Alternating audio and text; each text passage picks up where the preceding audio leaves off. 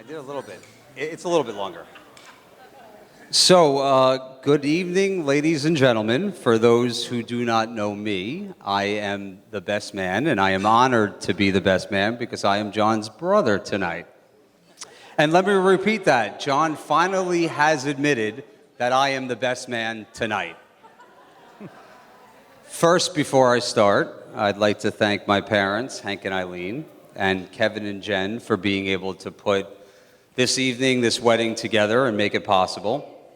And second, I'd also like to thank all of you for attending from near and far. We have family from Texas, from different parts of the country, and especially the ones who knew that I was going to say a few words tonight. It is touching that you still decided to show up. Now, John and I have been brothers now for a little over 38 years. And as you can imagine, 38 years is a long time to get to know someone. I have seen John grow from an annoying little kid to a slightly less annoying adult that you see here today. So we are also 2 years apart, 2 years and 2 months to the day apart. And as you can imagine, that allows us to, do different things across the growth of our lives in parallel together.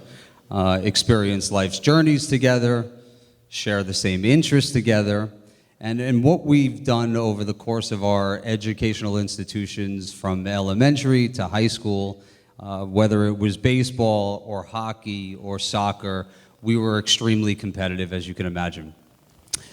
And one of the amazing things to be able to share lives together 2 years apart was being on the same field of competitions together. What was also Hold on one sec.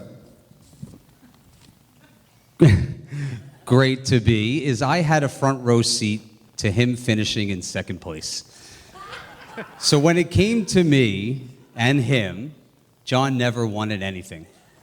Well, except there was one afternoon in our basement when I took winning to a completely different stage of winning. And this right here is the one of many broken noses that evening. And I actually think that my parents and my wife still to this day does not let me live that down. But also in being serious here for a second, the ability to be able to compete and be with you over the course of our lives, whether it's camp, where I was captain and won 3 championships, he was assistant captain, won 2. That was, to be able to win that together was pretty impressive. I did prepare a bit before coming here, and I wanted to look at what Webster's, a dictionary, not Google, what Webster's defined brother, a male person or animal. Really, it said animal, but we'll leave that to the side. A male person having one or both parents in common. I think that's simple. I think that's too simplistic. I believe that there's a deeper meaning, and one of the definitions that I have of brother is having a keen understanding as to who each other are. For example, I can no longer watch any Met game or any Islander game in his presence. My children are my witness. My wife is my witness. We cannot be in the same room. Furthermore, all phones and technologies in our house have to be silenced, and there is no interruption whatsoever. So, see, I know John can be slightly annoying and has a little bit of a temper, so I prepare accordingly. But see, also, John is one of the more loving and caring individuals that I know. You just kind of like an onion, have to peel it back a bit. If you ever needed someone for emotional support, John is your first call. While I have the emotional intellect of a balloon, John, here is where you finally beat me at something. You are generous, selfless, loving, and kind, and I am happy to call you my brother. Allison, you look absolutely stunning tonight. I didn't have to look at my notes for that. You look absolutely stunning tonight. I cannot think of anyone who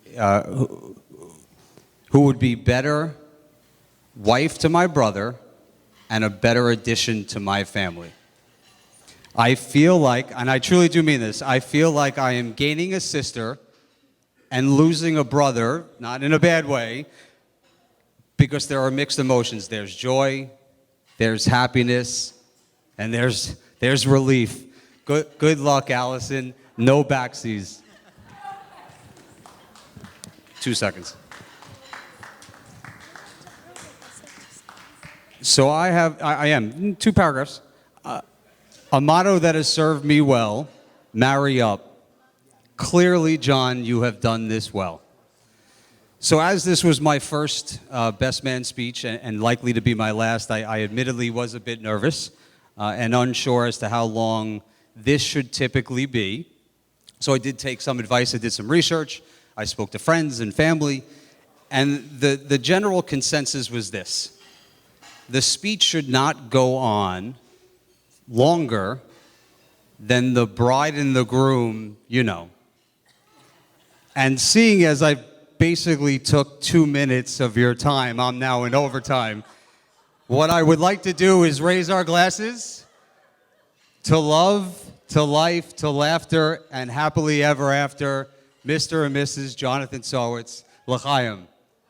Let's drink. All right, everybody, give David a big round of applause, everyone. Let's hear it for David, everyone.